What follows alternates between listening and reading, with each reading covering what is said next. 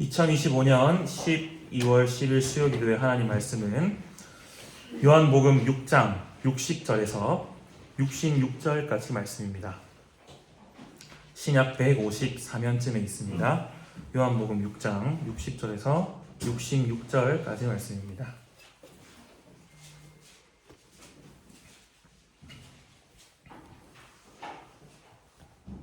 다 찾으셨으면 한 절씩 교독하겠습니다. 요한복음 6장 60절입니다. 제자 중 여럿이 듣고 말하되 이 말씀은 어렵도다. 누가 들을 수 있느냐 한데 예수께서 이 말씀에 대하여 순종하는 줄 아시고 이 말이 너희에게 어려움이 있느냐. 그러면 너희는 인자가 이전에 있던 곳으로 올라가는 것을 본다면 어떻게 하겠느냐.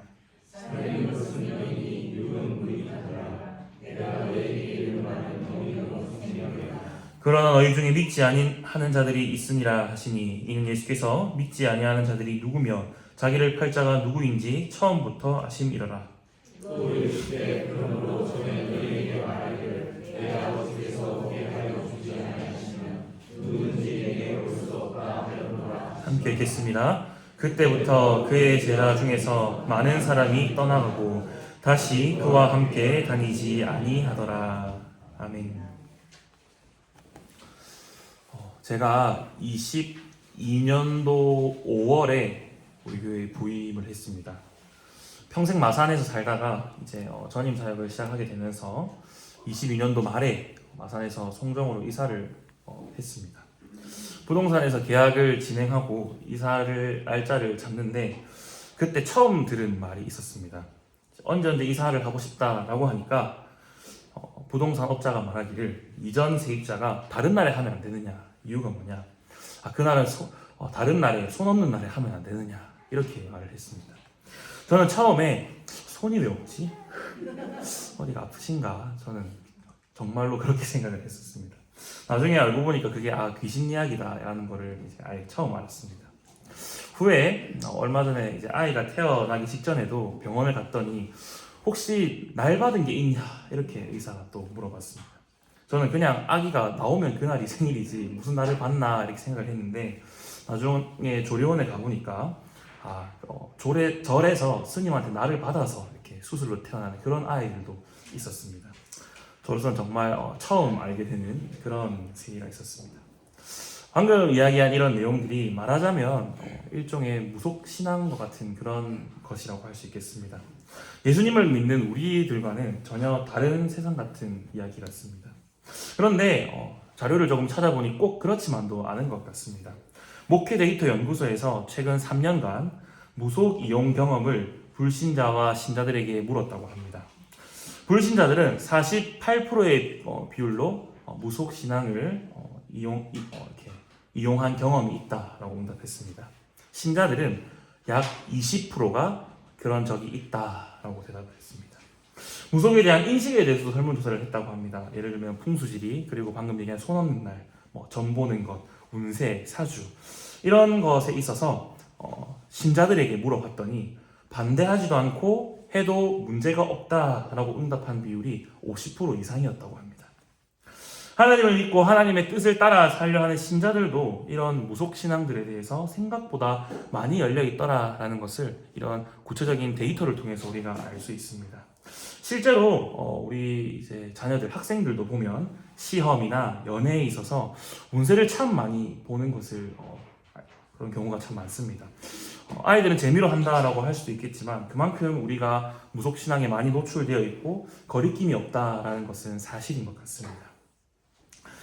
이처럼 사람들이 많은 경우 무속신앙을 이용하거나 또 의지하려는 경향을 보이는데 그 이유가 과연 무엇일까 생각해보니 우리 인간이 가진 한계와 연약함을 너무 잘 아는 겁니다. 그러니까 거기로부터 오는 불안감을 해소하고 그런 것들을 통해서 문제를 해결하려는 목적이 있겠다 싶습니다. 그런데 조금 더 깊숙이 들어가 보니 그것들을 통해서 우리 인간의 성공과 성취의 길을 닫고자 하는 우리 인간의 본성과 욕망이 자리하고 있지 않겠는가 그런 생각도 해보게 됩니다. 예를 들면 이런 거죠. 사업의 번창을 위해서 고사를 지는다던가 또는 승진이나 학업에서 좋은 결과가 있기 위해 무언가에게 간절히 기도하고 비는 그런 모습들이 있습니다. 그리고 이런 소위가 우리가 말하는 무속신앙에서는 신이라는 존재와 인간의 관계가 꽤 능동적입니다. 굿이나 고사를 지내서 이 신에게 정성을 들이면 그 대가로 신에게 원하는 것을 얻어낼 수 있다라고 우리가 생각을 하는 편이죠.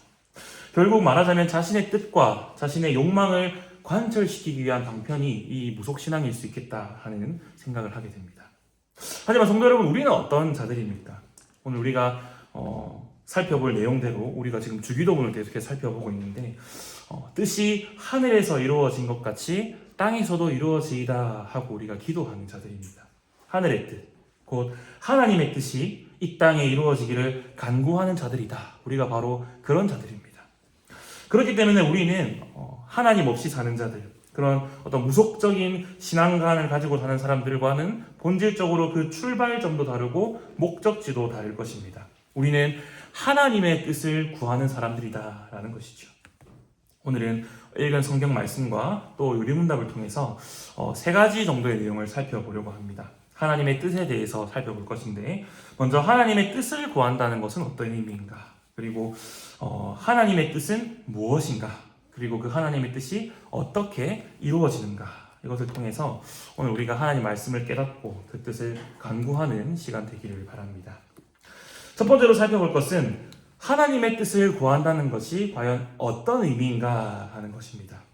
결론적으로 말하자면 이 의미는 나의 뜻이 아니라 하나님 뜻대로 되기를 간구하는 겁니다.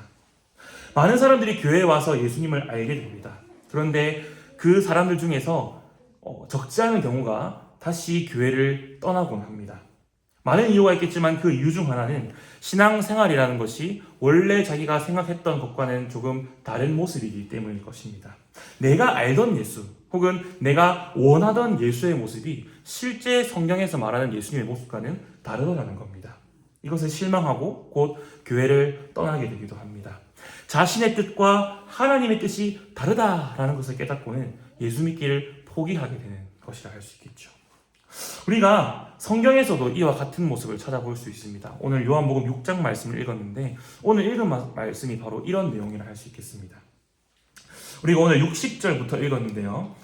조금 위로 올라가서 6장 26절을 한번 펼쳐봅시다. 요한복음 6장 26절 한번 보면 좋겠습니다. 이 요한복음 우리가 읽은 이 말씀은 예수님이 오병이어의 기적을 행하신 이후에 이어지는 장면입니다. 예수님이 많은 사람들을 먹이시는 기적을 행하시자 사람들은 예수님을 억지로 붙들어서 왕으로 삼고자 했습니다. 그 이후에 예수님이 하신 말씀이 바로 6장 26절인데 우리 함께 읽어보겠습니다. 6장 26절입니다. 시작. 예수께서 대답하여 이르시되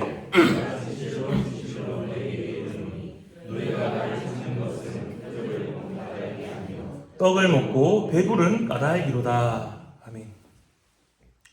예수님은 사람들이 자신을 찾는 이유가 육체의 필요를 채우고 인간적인 욕망을 이루어주는 분으로 사람들이 오해한 까닭임을 잘 아셨습니다. 하지만 예수님은 자신이 이 땅에 오신 이유가 그런 것 때문이 아니다라는 것을 분명하게 말씀하십니다. 조금 밑에 내려가서요. 6장 38절을 우리 한번 읽어보겠습니다. 6장 38절 같이 읽겠습니다. 시작. 내가 하늘에서 내려온 것은 내 뜻을 행하려 함이 아니요 나를 보내신 이의 뜻을 행하려 함이니라. 아멘. 예수님은 자신의 뜻이 아니라 하늘에서 자신을 보내신 곧 아버지 하나님의 뜻을 이루기 위해 이 땅에 왔다라고 말씀하십니다. 그야말로 뜻이 하늘에서 이루어진 것 같이 땅에서도 이루어지게 하시기 위해서 예수님이 이 땅에 오셨다라는 것이죠.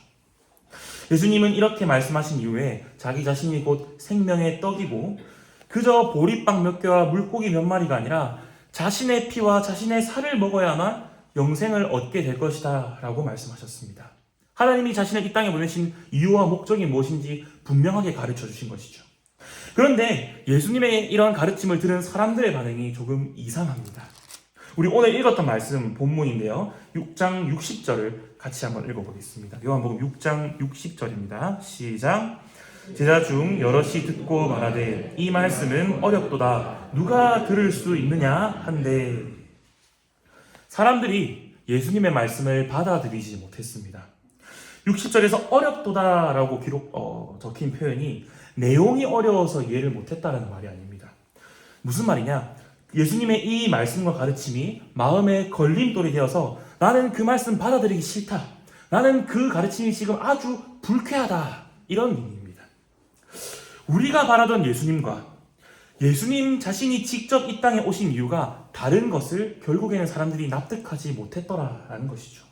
그리고 이 예수님의 가르침을 불편했던 사람들의 결론은 결국 예수님을 떠나는 것이었습니다. 66절 우리 한번 읽겠습니다. 6장 66절입니다. 시작. 그때부터 그의 제자 중에서 많은 사람이 떠나가고 다시 그와 함께 다니지 아니하더라. 자신의 뜻과 하나님의 뜻, 예수님의 뜻이 달랐습니다. 그래서 사람들은 예수님을 떠났습니다. 66절에 지금 예수님을 떠난 이 자들이 바로 하나님의 뜻이 아닌 자신의 뜻을 구하는 자들의 대표적인 예라고 할 수 있는 것이죠. 성도 여러분, 오늘날 우리의 모습이 혹 이 예수님을 떠나고 있는 자들과는 같지 않은지 한번 돌아보면 좋겠습니다. 예수님은 이 땅에 우리의 뜻과 우리의 욕망을 채워주시기 위해 오시지 않았습니다. 예수님을 믿으면 부자가 되고 건강하고 만사가 형통하는 그런 복을 받는다. 우리는 쉽게 그렇게 생각할 수 있지만 사실 예수님이 이 땅에 오신 목적은 그게 아니더라는 겁니다. 우리가 만약 이 사실을 깨닫지 못하고 여전히 우리의 뜻과 우리의 욕망을 하나님 앞에 구한다면, 혹은 예수님이 이 땅에 오신 이유, 하나님의 뜻을 잘 알면서도 끝까지 우리의 뜻을 하나님께 관철시키려 한다면, 혹은 우리가 입술로는 하나님의 뜻을 구한다고 고백하면서도 그 삶 가운데 여전히 자신의 뜻을 따라 살고 있다면 우리는 오늘 이 기도와 어울리지 않는 사람이 되고 마는 겁니다. 하나님의 뜻이 이 땅에 이루어지기를 간구하는 자가 아니라 내 뜻이 하나님 땅에서도 이루어지게 해주시고 그게 하늘에서도 하나님한테도 인정받게 해주시옵소서, 이렇게 기도하는 자. 앞서 이야기한 무속신앙의 그런 모습들과 별반 다를 바가 없는 그런 기도가 되어버리고 말 것입니다. 그리고 끝내 그 끝은 예수님을 떠나버리는 모습, 혹은 겉으로는 예수님을 떠나지 않았지만 실제로는 예수님을 떠난 것과 다름없는 그런 모습이 되고 말 것입니다. 하나님을 나의 소원, 나의 욕망 들어주는 그런 분으로 여기지 말고 나의 뜻을 관철시켜야만 하는 그런 분으로 우리가 여기지 않으면 좋겠습니다. 그래야 해서 나의 뜻이 아니라 하나님의 뜻이 이 땅 가운데, 그리고 가장 먼저 나의 믿음과 나의 삶 가운데 이루어지기를 소망하고 하나님의 뜻이 무엇인지를 깨달아가기를 힘쓰는 우리 모든 성도님들 되시기를 소망합니다. 두 번째로 살펴볼 것은 그렇다면 과연 하나님의 뜻은 무엇인가 하는 겁니다. 이에 대해서는 우리가 조금 전 읽은 요한복음 6장에서 분명한 답을 찾을 수 있습니다. 성경 계속 펼쳐놓으셨죠. 6장 40절을 한번 찾아보겠습니다. 요한복음 6장 40절 말씀인데, 요한복음 6장 40절 우리 함께 읽어보겠습니다. 시작. 내 아버지의 뜻은 아들을 보고 믿는 자마다 영생을 얻는 이것이니 마지막 날에 내가 이를 다시 살리리라. 아멘. 우리가 부활하게 되는 것, 곧 영생을 얻는 것이 하나님의 뜻이고 예수님이 이 땅에 오신 이유더라라는 겁니다. 하나님의 뜻이 우리가 단지 이 땅에서 잘 먹고 잘 사는 그 정도의 수준이 아니라는 겁니다. 죄로 죽었던 자들이 다시 살리심을 받을 뿐 아니라 영원한 생명을 누리게 되는 것, 그것이 바로 우리를 향한 하나님의 뜻입니다. 지금 우리가 대림절 기간을 지나고 있는데 하나님이 바로 이 뜻과 이 일을 위해서 우리에게 예수님을 보내주셨습니다. 그렇기 때문에 우리가 영생을 소망하면서 영원한 것을 바라보며 살아가는 것, 그 자체가 바로 우리가 하나님의 뜻을 간구하는 모습이다라고 말할 수 있겠지요. 이처럼 하나님의 뜻을 우리가 살펴보면서 하나님의 뜻에는 중요한 특징이 한 가지 있습니다. 그것이 무엇이냐? 바로 이 하나님의 뜻이 하늘에서는 이미 이루어졌고 그 뜻이 이제 땅에서 실현되어져 갈 것이다 라는 것입니다. 다만 그 하늘의 뜻이 이 땅에 이루어지는 것은 하늘과 시간차가 있습니다. 이 땅과 그리고 우리를 향한 하나님의 뜻이 이미 드러났고 그리고 이루어지기 시작했습니다. 하지만 아직 하나님의 뜻이 완전히 드러나거나 아직 완전히 이루어지지는 않은 것이죠. 하지만 아직 완전히 이루어지지 않았다고 해서 우리가 낙심할 필요는 없습니다. 왜냐하면 하나님께서는 자신의 뜻과 약속을 반드시 그리고 신실하게 이루어 가시는 분이기 때문입니다. 그렇다면 우리가 영생을 얻는 것, 이것이 하나님의 뜻이다라고 했는데, 하나님이 성경을 통해서 자신의 뜻이 무엇인지 우리에게 밝히 알려주셨습니다.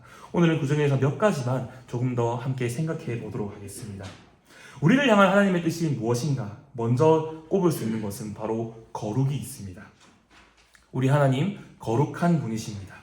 이사야가 환상 가운데 있을 때 천사들이 하나님을 향하여서 거룩하다, 거룩하다, 거룩하다 이렇게 찬송했습니다.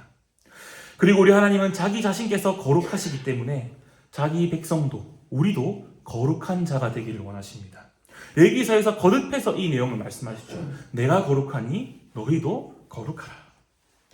그리고 하나님은 자신의 백성을 이미 거룩한 자로 불러주셨습니다. 베드로전서 2장 9절에서 말씀하죠. 너희는 택하신 족속이요 왕같은 제사장이요 거룩한 나라요 그의 소유가 된 백성이라. 하나님 자신과 같이 자기 백성 또한 거룩한 자들로 세워가시고 빚어가시는 것, 그것이 우리를 향한 하나님의 뜻이더라라는 것입니다. 그렇기 때문에 우리가 이 세상을 살아가면서 세상과 구별되는 거룩한 자로, 거룩하신 하나님을 닮아가는 자로 살아갈 때 그 가운데 하늘의 뜻이 이 땅에서도 이루어지고 있다라고 우리가 생각해 볼 수 있는 것입니다. 또 다른 하나님의 뜻으로는 승리가 있습니다. 우리 하나님 원수 마귀와 싸워서 승리하신 분이십니다. 무엇보다 아들 예수님을 다시 살리심으로 자신의 승리를 온 천하에 선포하셨습니다. 앞서 살핀 것처럼 죄로 죽어야 할 우리가 다시 살리심을 얻고 영생을 누리는 것, 그 자체가 바로 승리의 모습입니다. 우리 예수님 이미 승리하시고 하늘 보좌에 좌정해 계십니다.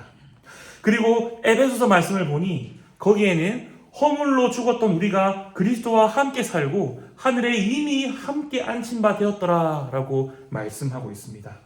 무슨 말입니까? 하늘에서 보니 우리가 이미 예수님과 함께 승리한 자더라 라는 겁니다. 다만 이 땅에서는 아직 그 승리가 완전히 드러나지는 않았습니다. 때로 우리는 죄와 마귀의 권세에 넘어지기도 합니다. 하지만 그럼에도 불구하고 우리가 하늘의 승리를 마음에 굳건히 품고 그리스도를 믿는 그 믿음으로 죄와 마귀의 유혹을 이겨나갈 때에 바로 그 모습이 하늘의 승리가 이 땅에서도 다시 나타나고 있는 그런 모습이라고 우리가 생각해 볼 수 있는 것이죠. 그리고 또 하나로는 예배가 있겠습니다. 우리가 지금 오전 예배 때 요한계시록 말씀을 계속해서 듣고 있습니다. 요한계시록에서 계속해서 반복되는 장면 중 하나는 바로 천상의 예배입니다. 하늘에서 많은 천사들, 그리고 24장로들, 그리고 큰 무리가 하나님을 예배하고 있습니다. 하늘에 지금 무슨 일이 일어나고 있는가? 바로 하나님을 예배하고 있더라라는 겁니다. 그래서 우리가 지금 이 땅에서 주일마다 공예배로 하나님 앞에 예배를 하고 있는데 그 예배하는 가운데 하늘에서도 동일하게 예배가 드려지고 있다, 이런 생각을 가져야 합니다. 말하자면 이 땅의 예배가 천상의 예배의 예고편이라고 생각해야 하는 것이죠. 이외에도 우리를 향한 하나님의 뜻이 정말 수없이 많이 있습니다. 오늘은 방금 그중 몇 가지만 먼저 살펴보았는데 무엇보다 우리를 향한 하나님의 뜻을 어떻게 알 수 있느냐? 바로 이미 하나님이 기록하여 우리에게 주신 성경 말씀을 통해서 하나님의 뜻을 알 수 있습니다. 우리가 하나님의 뜻을 깨닫는 방법은 어떤 신비한 체험이나 음성을 듣는 것이 아닙니다. 바로 하나님의 말씀인 성경을 통해서 우리를 향하신 하나님의 뜻을 알 수 있는 것이죠. 우리가 성경 말씀을 통해서 하나님의 뜻을 깨닫고 분별하고, 그래야 해서 하나님의 뜻이 이루어지기를 간구하는 우리 모든 성도님들 되시기를 소망합니다. 이상으로 우리가 나의 뜻이 아닌 하나님의 뜻을 구해야 한다는 사실, 그리고 하나님의 뜻이 과연 어떤 것들인가 이렇게 살펴보았습니다. 그렇다면 마지막으로 과연 하나님의 뜻이 이 땅에 어떻게 이루어지는가, 이것을 살펴보려고 합니다. 그런데 우리가 이 내용을 살피기에 앞서서 이런 질문이 들 수 있습니다. 만약 나의 뜻과 하나님의 뜻이 상충될 때, 어차피 하나님 뜻대로 하실 거면 나는 과연 무엇을 해야 하고 무엇을 할 수 있는가? 라는 질문입니다. 어느 정도 짧든 길든 신앙생활을 하다 보면 반드시 이런 고민, 딜레마에 부딪히기 마련입니다. 우리가 이런 질문에 대한 답을 내리기 위해서는 먼저 우리 하나님이 어떤 분이신지를 한번 생각해 볼 필요가 있습니다. 우리 하나님 무엇보다 인격적이신 분입니다. 인격적이다라는 말은 기계적으로 혹은 강제적으로 우리를 대하시지 않는다는 말입니다. 하나님은 우리를 향해서 오래 참으시고 또 기다려주십니다. 그렇게 하시면서 말씀과 성령으로 우리를 감화시켜 나가십니다. 그래서 우리가 처음에는 우리의 뜻 그리고 하나님의 뜻이 때로는 상충될 때도 있습니다. 우리가 때로는 하나님의 뜻이 아니라 나의 뜻과 나의 욕망만을 구할 때도 있습니다. 하지만 점차 하나님이 우리 마음을 만져가십니다. 어떻게요? 우리 마음에 하나님의 뜻과 하나님의 계획을 사모하는 마음을 주시는 겁니다. 그리고 그것이 우리로 하여금 하나님의 뜻을 구하는 것이 우리에게 참된 기쁨과 즐거움과 소망이 되도록, 소원이 되도록 우리를 인도해 나가십니다. 그래서 마침내 우리의 뜻과 우리 간구의 제목을 변화시키십니다. 이전에는 나의 욕망과 나의 뜻을 이루는 것이 내 인생의 목표였고 내 간구의 제목이었지만 어느새 돌아보니 하나님의 나라와 그 의를 구하며 먼저 하나님의 뜻을 구하는 자로 내가 변해 있더라라는 것입니다. 일전에 주기도문의 서론을 이야기하면서 예수님이 우리에게 기도를 가르치셨다. 이 사실이 단지 기도의 모범을 알려주셨다 뿐만 아니라 너희의 소원과 너희 간구의 제목은 이러이러한 것들이 되어야 한다 라는 사실을 살펴본 바 있습니다. 이처럼 우리 하나님은 말씀과 성령으로 우리를 감화시키셔서 끝내 우리의 뜻과 하나님의 뜻이 조화를 이루도록 하나가 되도록 우리를 세워가시고 빚어가십니다. 이것이 바로 하나님께서 자신의 뜻을 이 땅 가운데 이루어가시는 방식이더라라는 것이죠. 하나님이 자신의 뜻을 이루어가는 또 다른 방식이 있습니다. 그것은 바로 교회를 통한 것이죠. 앞서 우리가 하나님의 뜻을 살펴보았습니다.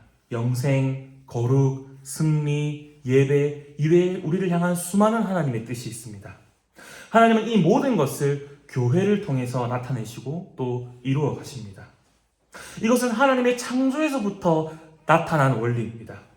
생각해보면 하나님은 우리 인간이 없어도 얼마든지 자기 혼자 자신의 뜻을 완전하고 완벽하게 이루실 능력이 충분히 있으십니다. 그런데 하나님 굳이 사람을 만드셨습니다. 왜 그렇습니까? 하나님께서 바로 사람을 통해서 자기 백성을 통해서 자신의 뜻을 이루어가길 원하셨기 때문입니다. 물론 사람이기 때문에 사람이 하나님의 뜻을 이루어가는 그 가운데 그 과정 중에 실패가 있을 수 있습니다. 아담은 범죄해버렸고 이스라엘은 타락해버렸습니다.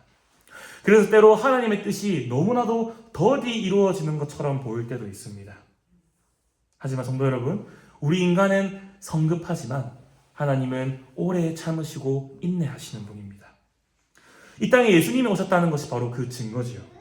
마태복음 1장에는 예수님의 족보가 기록되어 있습니다. 그 안에 어떤 내용들이 담겨 있는지 아시죠? 인간의 부끄러운 죄악들이 담겨 있고 이스라엘이 바벨론으로 포로로 잡혀갔던 수치스러운 역사가 기록되어 있습니다. 그 모든 인간의 실패와 죄악의 넘어짐에도 불구하고 예수님을 이 땅에 보내어 주셨습니다. 아들 예수님이 이 땅에 오신 그 사실이야말로 하나님의 뜻이 밝히 드러나는 하나님의 뜻 그 자체더라라는 것입니다. 아들 예수님이 이 땅에 오셨고 다시 하늘로 올라가셨습니다. 그리고 이제 이 아들께서 마지막 날에 다시 이 땅에 오시는 것이 우리 아버지의 뜻입니다. 이제 하나님은 예수님의 몸인 교회를 통하여서 마지막 날까지 자신의 뜻을 이루어 가실 겁니다. 사실 우리의 눈으로 보면, 우리의 수준과 우리의 관점에서 보면 교회라는 것은 하나님의 뜻을 드러내기에 너무나도 부족한 자들입니다. 교회는 영생을 얻은 자들의 모임이죠. 하지만 우리는 여전히 이 땅에 썩어질 것을 소망하며 살아갑니다. 교회는 거룩한 자들로 부름받은 자들이죠. 하지만 우리는 여전히 죄악과 세속에 물들어 있는 자들입니다. 교회는 승리하는 공동체로 부름받았죠. 하지만 우리는 여전히 죄와 마귀의 유혹에 넘어지는 자들입니다. 교회는 예배하는 자들로 부름받았죠. 하지만 우리는 여전히 예배보다 중요한 것들이 너무 많습니다. 우리는 하나님의 뜻을 이루어 드리기 위해도 하나님의 뜻을 담아내기에도 너무나 부족한 자들입니다. 그러나 성도 여러분, 이런 교회의 부족함과 연약함에도 불구하고 우리가 여전히 하나님의 뜻을 간구하는 교회, 그런 성도들이 되면 좋겠습니다. 왜냐하면 우리에게는 하나님의 뜻에 완전히 순종하시고 그 뜻을 온전히 드러내신 예수 그리스도께서 함께하고 계시기 때문입니다. 우리 예수님이 생명의 떡이시기에 예수님을 먹고 마시는 교회는 영생을 누립니다. 예수님이 거룩하시기 때문에 예수님과 연합하는 교회도 거룩합니다. 예수님이 사탄 마귀에게 승리하셨기 때문에 예수님과 함께 하늘에 앉힌 교회도 승리하였습니다. 예수님이 하나님의 영광을 충만히 드러내셨기 때문에 교회는 예수님 안에서 삼위 하나님의 영광을 온전히 찬송하며 예배할 수 있습니다. 무엇보다 우리 예수님께서 내 원대로 마시옵고 아버지의 원대로 되기를 원하나이다 라고 기도하셨기 때문에 이제 우리도 예수님의 기도를 따라 하나님의 뜻을 간구할 수 있습니다. 그렇기 때문에 성도 여러분, 우리의 연약함과 우리의 부족함에도 불구하고 끝까지 하나님의 뜻을 간구하고 하늘의 뜻이 이 땅에 이루어지기를 소망하는 우리 교회가 되면 좋겠습니다. 우리가 오늘 살펴본 내용을 잘 정리하고 있는 것이 바로 하이델베르크 일문답 124문입니다. 우리 한번 124문을 묻고 답하면 좋겠습니다. 물으면 답해 주십시오. 124문, 셋째 간구는 무엇입니까? 뜻이 하늘에서 이루어진 것 같이